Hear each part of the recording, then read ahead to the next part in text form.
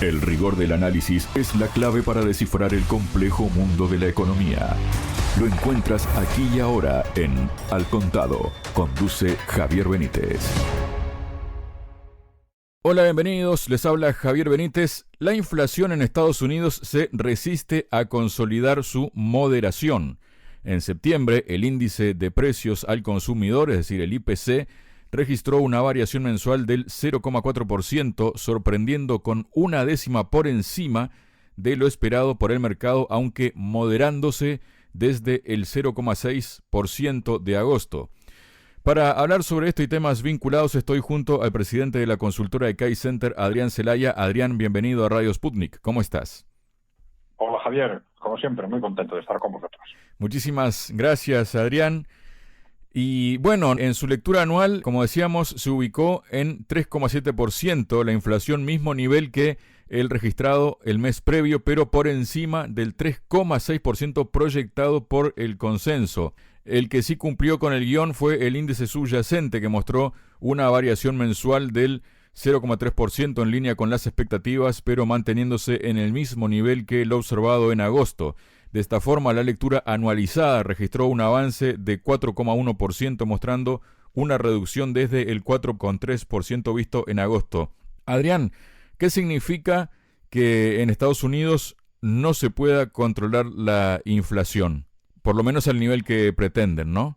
Sí, bueno, vamos a ver, situando esto en contexto y de acuerdo con los análisis que nosotros llevamos años haciendo, esto no es sorprendente. No es sorprendente si tenemos en cuenta las propias políticas desarrolladas por la Reserva Federal, porque al contrario de lo que nos suelen decir los medios de comunicación, parece que la interpretación más objetiva de lo que realmente ha estado haciendo la Reserva Federal es de un tipo de política monetaria muy moderada, ¿no? Muy moderada, por no decir que de alguna forma ha continuado con políticas expansivas, exactamente lo contrario de lo que se estaba transmitiendo, ¿no? Y la razón de esto es que, sorprendentemente, los medios de comunicación no nos hablan nunca de la interpretación de los tipos de interés que está manejando la Reserva Federal en cuanto a su consideración como tipos de interés reales, es decir, con el tipo de interés nominal menos la inflación, que es el impacto real de los tipos de interés sobre la economía, ¿no? ¿Esto qué quiere decir? Pues que en la práctica, si los tipos de interés están, por mucho que se estén elevando en los últimos meses o en los últimos 2 años, si están por debajo de la inflación, esos tipos son negativos, son tipos reales negativos. Y esto quiere decir que estamos también desde la perspectiva de tipos de interés, en políticas monetarias expansivas, ¿eh? No en políticas monetarias restrictivas, que es lo que una y otra vez nos transmiten los medios de comunicación, ¿no? Bueno, esto hay que enmarcarlo, a medida que se van confirmando las hipótesis iniciales, en un contexto que ya desde el 2020 apuntaba a una posible tolerancia con la inflación por parte de la Reserva Federal y también del Banco Central Europeo. Una tolerancia que nace primero con las políticas de expansión monetaria agresiva que se ponen en marcha ya en 2019, expansión monetaria por vía cuantitativa fundamentalmente, con unos informes que se transmiten entre los bancos centrales y en concreto entre los bancos centrales y BlackRock, en los que se avisa claramente de que esa forma de expansión monetaria va a crear inflación, y en los que, así todo, como decía el propio BlackRock en el año 2020, esto está creando inflación, pero esa inflación, bueno, pues dentro de lo malo, es, digamos, la forma políticamente más eficiente para, por decirlo de alguna forma, para hacer recaer costes sobre los ciudadanos. Tal como lo expresaba BlackRock, se refería a reducir la deuda, reducir el endeudamiento global o contener el endeudamiento global, haciendo recaer los costes sobre los ciudadanos sin que se produzca una rebelión por parte de los mismos, ¿no? ¿Y esto por qué es? Pues nos decían claramente, está muy bien reflejado en un informe de McKinsey de hace unos años, donde se analizaban perfectamente y desde el punto de vista histórico en los últimos 100 años cuáles han sido los instrumentos que se han utilizado para hacer frente al sobreendeudamiento en distintas economías, y siempre aparece la inflación como el instrumento más eficiente para importes elevados de reducción del endeudamiento. Es el más eficiente políticamente porque es instrumento frente al cual a los ciudadanos les cuesta más reaccionar.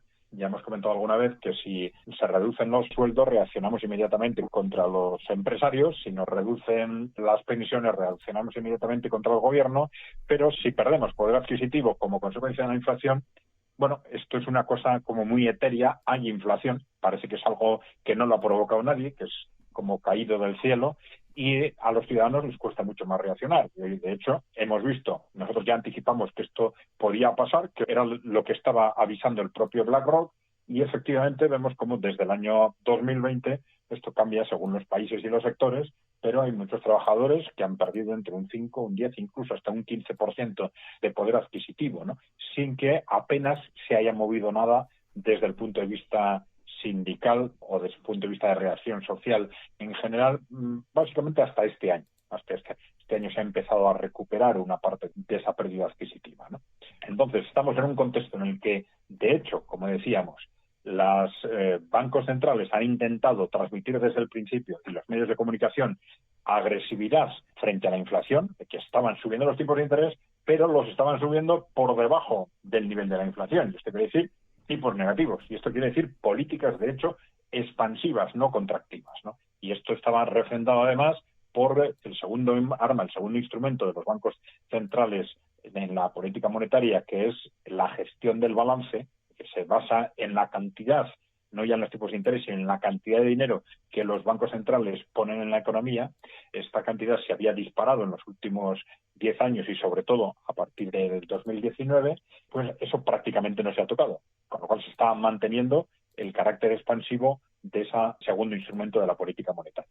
Este es el contexto en el que nos hemos movido. ¿Esto qué quiere decir? Pues que las políticas supuestamente antiinflacionarias, primero, de los bancos centrales no eran tales, que la inflación pues está teniendo un impacto pues más basado probablemente en otros factores reales, como son pues los precios de la energía. Cuando a principios de año cae la energía, pues empiezan a caer la inflación, y luego en la propia evolución de la economía. Es decir, en la medida en que la economía occidental empieza a ralentizarse, pues esto tiende a generar un impacto deflacionario. Entonces, aunque la inflación es siempre a largo plazo, es un fenómeno monetario, es decir, si no hay dinero, no hay posibilidad de comprar bienes y servicios, y por lo tanto no hay posibilidad de que se incrementen los precios, pero a corto y medio plazo sí inciden factores reales, y que factores como, pues por ejemplo, el mayor o menor endeudamiento, o el que nuestro dinero lo estemos dedicando a comprar bienes y servicios o lo tengamos remansado en depósitos, etcétera, ¿no?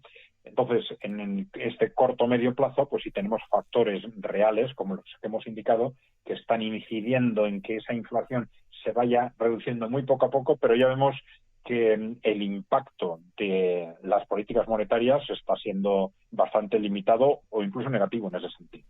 Desde los medios de comunicación, pues repetidamente estaba acusando de incompetencia a los bancos centrales, primero por no reaccionar, luego por reaccionar demasiado tarde, luego, algo que supuestamente es bastante también poco creíble, ¿no? Y que en realidad todo lo que está sucediendo responde probablemente a ese contexto de tolerancia con la inflación. Apenas este año han empezado, como consecuencia de esa progresiva subida de los tipos de interés y de reducción de la inflación real, han empezado a situarse los tipos de los bancos centrales en tipos reales positivos. Pero claro, estamos hablando todavía, pues según el mes en el que estamos hablando, pero de un 1% como mucho, ¿no? Si la inflación se reduce hasta el 4, el 3,6 y los tipos de la Reserva Federal están en el 5, pues tenemos exclusivamente un 1% de tipos de interés real. Hay que recordar cómo se reaccionó con alarma desde el punto de vista académico y desde el punto de vista de los medios de comunicación cuando hace unos años, frente al estancamiento de la economía, los tipos de interés de los bancos centrales se situaban en el cero, y se llegó a plantear, incluso a utilizar moderadamente, el concepto de tipos de interés negativos. Bueno, ¿cómo es posible que estemos incurriendo en tipos de interés negativos? ¿Qué lógica económica tiene esto, ¿no? Y sin embargo, que no se esté hablando nada cuando ahora ya llevamos 2 años en los que los tipos reales son negativos, precisamente porque el tipo nominal es compensado por una inflación que es mayor que ese tipo nominal. Adrián, luego tenemos otra cuestión, ¿no?, que está vinculada con el dólar y con todo esto, ¿no? Porque la subida relámpago de las rentabilidades de los bonos de Estados Unidos de la mano del dólar, ha desatado el temor en el mundo de que se produzca una oleada de impagos en decenas de países emergentes. La alta tenencia de deuda de estos países, denominada en la divisa norteamericana, que no para de avanzar en el parqué, está haciendo que muchos gobiernos que ya estaban aquejados por una crisis de deuda estén viendo cómo las posibilidades de un impago se disparen, negando el reembolso a los inversores que se habían lanzado a los mercados de deuda emergente. En uno de los informes de la Fed de San Luis, remarcaban que esta situación podía llegar y que tendría un impacto clave en las economías emergentes, al margen de que la propia subida inicial del dólar, que hace más difícil pagar la deuda denominada en el mismo. Según la institución, el actual entorno tiene otro desafío aún mayor. Una subida de tipos y un alza de la moneda podría desatar una fuga inversora de las economías emergentes hacia Estados Unidos y, por lo tanto, devaluar sus monedas. En resumen, es más difícil que un inversor compre bonos de un país emergente si el de Estados Unidos, que es más seguro, ofrece cerca de un 5%, y además este está denominado en una divisa que está en retroceso mientras el dólar sube, es lo que informa el economista. ¿Qué nos puedes comentar de esto, Adrián? Sí, aquí tenemos dos impactos de estas subidas de tipos, ¿no? Si los tipos de interés, claro, antes no lo hemos comentado, pero claro, hay un factor subyacente detrás de esas resistencias también a las subidas de tipos de forma significativa, que es este sobreendeudamiento estructural de Occidente, ¿no? Entonces aquí tenemos dos aspectos a tener en cuenta. Una subida sustancial de los tipos de interés tiene, por un lado, un impacto muy negativo sobre países. Más que países emergentes, estos términos se utilizan de forma confusa, ¿no? A veces se habla de países emergentes y países en desarrollo, se confunden unos con otros, etcétera, ¿no? Pero bueno, más que el bloque BRICS, estaríamos hablando de lo que normalmente se llama países en desarrollo, que pueden tener efectivamente dificultades por no ser capaces de ofrecer tipos de interés competitivos con los que empiezan a ofrecerse en los mercados desarrollados y sobre todo en Estados Unidos, ¿no?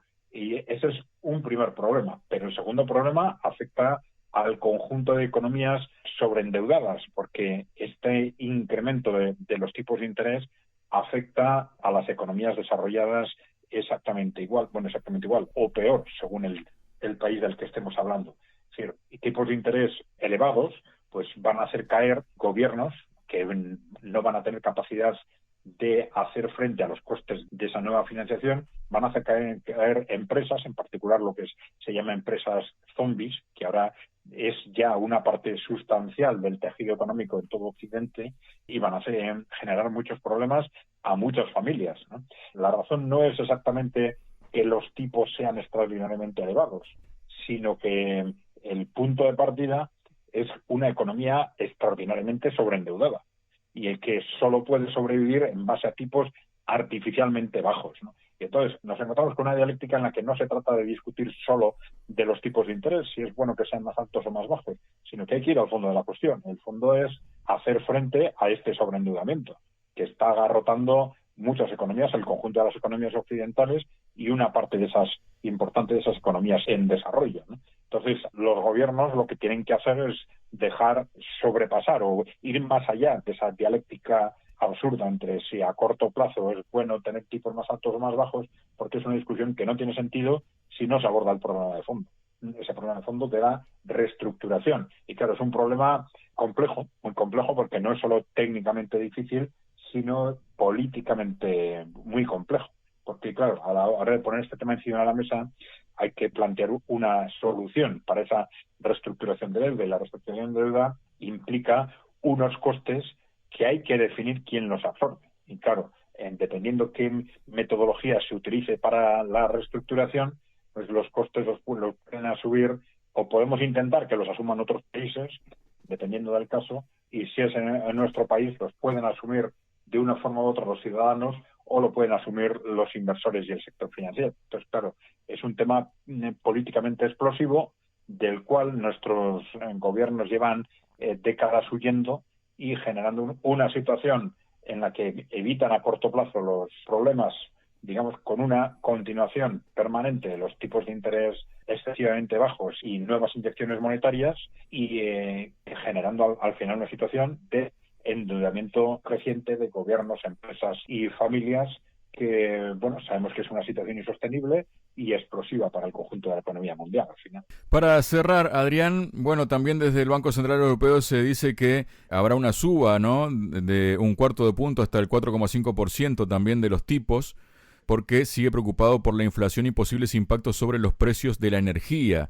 La cuestión es que desde el BCE consideraron que los riesgos para la inflación estaban ahora equilibrados y pensaron que, aunque los precios del petróleo habían subido, el aumento podría ser temporal. Aún así, una de las claves a las que apuntan las actas es en el precio del crudo. Si el precio medio del barril subiera de 82 a 95 dólares, la inflación subiría 1/10 en 2024 respecto a lo esperado, 3,3% frente al 3,2%, y 0,3 en 2025, 2,4 frente al 2,1, retrasando aún más la vuelta al objetivo de la inflación. ¿Qué nos comentas brevemente de esto, Adrián?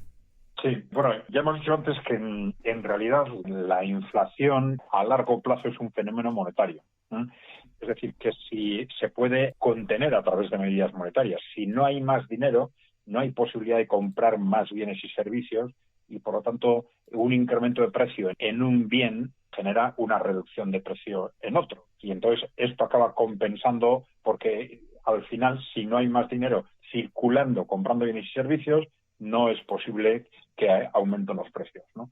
Pero esto es siempre en el largo plazo, ¿no? En el corto plazo, efectivamente, un incremento, por ejemplo, del precio del petróleo puede generar pues que simplemente tengamos que gastar más dinero, que nos endeudemos para pagar esos precios mayores o que saquemos dinero de los depósitos, ahorremos menos para gastar más y por lo tanto que estemos generando inflación, ¿no?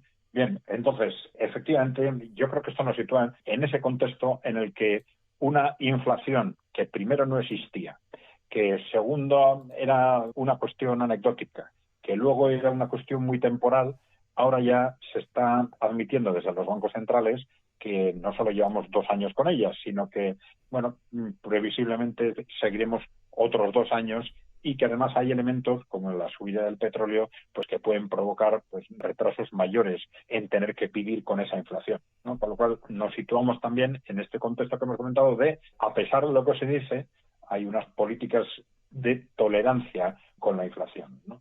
Vamos a ver, la situación no es la misma evidentemente en Estados Unidos y en Europa, porque Europa ha tomado medidas tremendamente drásticas, difícilmente comprensibles desde el punto de vista de la política económica, solo se explican por razones geopolíticas, pero que tienen unas repercusiones casi suicidas para una parte de la economía europea, como es este corte con la energía barata rusa, de tal forma que, primero, no se compran hidrocarburos de Rusia, se compran hidrocarburos de otros países mucho más caros e incluso se sabe que muchos países europeos están de hecho comprando hidrocarburos rusos de forma indirecta a través de otros países, pero pagando mucho más de lo que pagarían comprándolo directamente, con lo cual estamos en una situación de incrementos de precio que esto ya no es una cuestión temporal, sino que en base a las medidas que se han tomado y salvo que haya un nuevo cambio geopolítico, pues estamos ante un incremento de precios de la energía estructural, ¿no?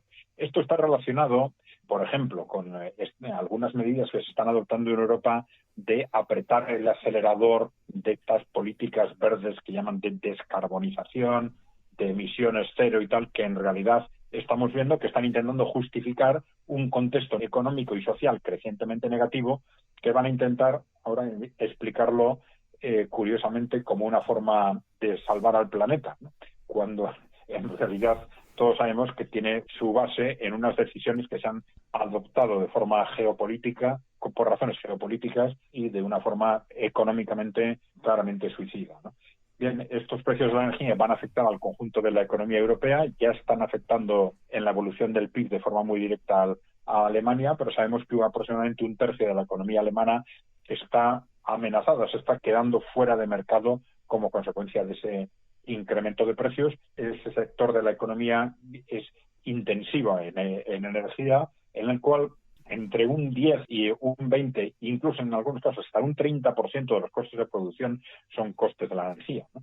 Un incremento sustancial de estos precios pues genera lo que está pasando, que es dejar a estos sectores industriales fuera del mercado, porque ahora además van a tener que competir con una China que va a disponer de esa energía barata que nosotros estamos perdiendo y con un Estados Unidos que es productor de energía, ¿no?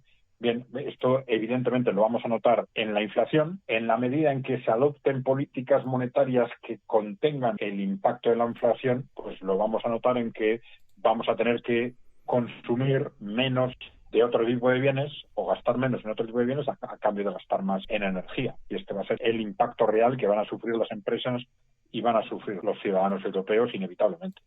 Muchas gracias, Adrián. Muy bien, Javier, gracias a vosotros. Entender la economía para entender el mundo. Al contado.